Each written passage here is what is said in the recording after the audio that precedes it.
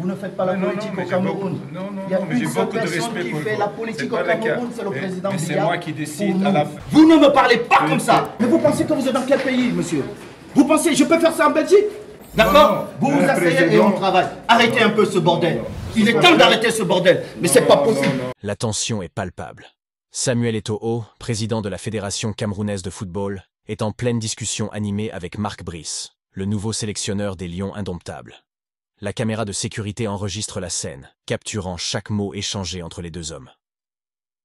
Depuis sa nomination à la tête de la Fédération camerounaise de football en 2021, Samuel Eto'o a toujours été un leader passionné et intransigeant. Mais aujourd'hui, un nouvel affrontement ébranle les fondations du football camerounais. Non. Vous êtes entraîneur parce que je vous ai nommé. Vous n'êtes pas entraîneur parce que quelqu'un d'autre vous a nommé. Mark Brice, fraîchement nommé par le gouvernement sans l'aval de Eto'o, se retrouve au cœur d'une tempête politique et sportive. Le désaccord est profond et les mots deviennent rapidement des armes. J'ai beaucoup de respect pour fait la politique au Cameroun, c'est le président Biya. C'est moi qui décide à la fin. Non. Vous ne décidez pas. Parce que ce que vous faites, monsieur le sélectionneur, c'est moi qui l'assume. C'est moi le président de la fédération. Ce que vous faites, c'est moi qui l'assume. Ce n'est pas vous. Dans votre pays, je ne le fais pas. Et vous ne me parlez pas comme ça, monsieur le sélectionneur. N'oubliez pas, en tant que footballeur, vous ne pouvez jamais me parler. Donc maintenant, je suis le président. Vous ne me parlez pas comme ça. D'accord? Vous vous asseyez et on travaille. Arrêtez un peu ce bordel. Il est temps d'arrêter ce bordel. Mais c'est pas possible. Mais vous pensez que vous êtes dans quel pays, monsieur? Vous pensez, je peux faire ça en Belgique? Vous pensez que je peux faire ça en Belgique, monsieur le sélectionneur? Alors, mais comment vous pouvez faire ça au Cameroun? Jamais entre nous. Eto'o, ancien attaquant de renom, ne tolère pas cette remise en question.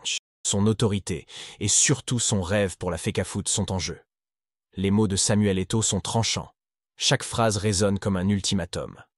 Mark Brice, bien que déstabilisé, ne se laisse pas intimider.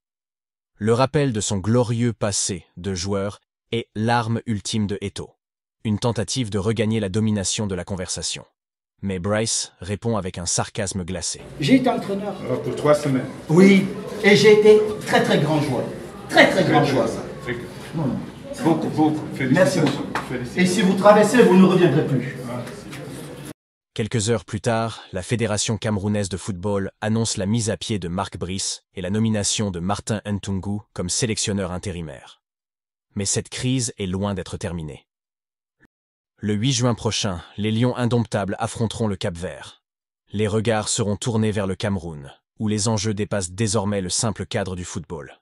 Cette altercation est un symptôme d'un malaise plus profond au sein de la Fédération camerounaise. Qui détient véritablement le pouvoir au sein du football camerounais?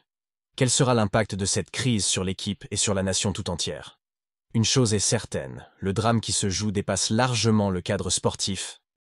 Quelques heures après, Mark Brice a été limogé en tant qu'entraîneur de l'équipe de football du Cameroun par Samuel Eto'o fils et son comité exécutif après une altercation publique avec le ministre des Sports, Narcisse Mouel Kombi.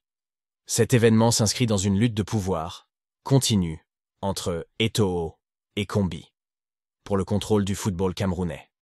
Selon Philippe Simon, l'altercation prendrait source de l'élimination précoce des Lions indomptables de la Coupe d'Afrique des Nations en Côte d'Ivoire, qui a provoqué une grande déception nationale. Le président Paul Biya a reconnu cet échec et a insisté sur la nécessité d'une refonte pour garantir des victoires futures. Il a chargé le ministère des Sports d'améliorer l'organisation et la performance de l'équipe nationale. Le ministère des Sports a rapidement nommé un nouvel entraîneur, ce qui a provoqué une dispute. Eto'o et son comité estiment que la sélection de l'entraîneur devait être une prérogative de la fédération, et non du ministère. Cette situation a ravivé un conflit latent entre les deux entités. En décembre 2021, Samuel Eto'o a été élu président de la Fédération camerounaise de football, avec l'intention de réformer le football camerounais et de promouvoir les talents locaux. Cependant, le ministère des Sports a prolongé le contrat de l'ancien entraîneur, Antonio Conceição, sans consulter Eto'o, déclenchant un conflit majeur. Eto'o a ensuite nommé Rigobert Song, un choix populaire validé par la présidence, augmentant ainsi les tensions avec le ministère. La situation s'est aggravée lorsque le Cameroun a dû payer une indemnité à Conceição pour résiliation abusive de contrat. Eto'o et le ministère des Sports continuent de s'opposer, chaque partie tentant d'imposer ses décisions. La lutte de pouvoir entre Eto'o et Kombi met en lumière les dynamiques complexes au sein du football camerounais.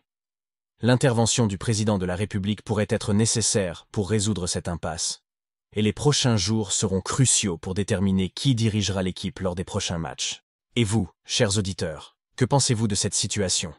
Qui, selon vous, a raison dans cette altercation?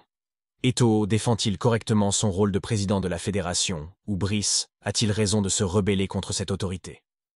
Partagez vos avis et commentaires ci-dessous. Vos opinions nous intéressent.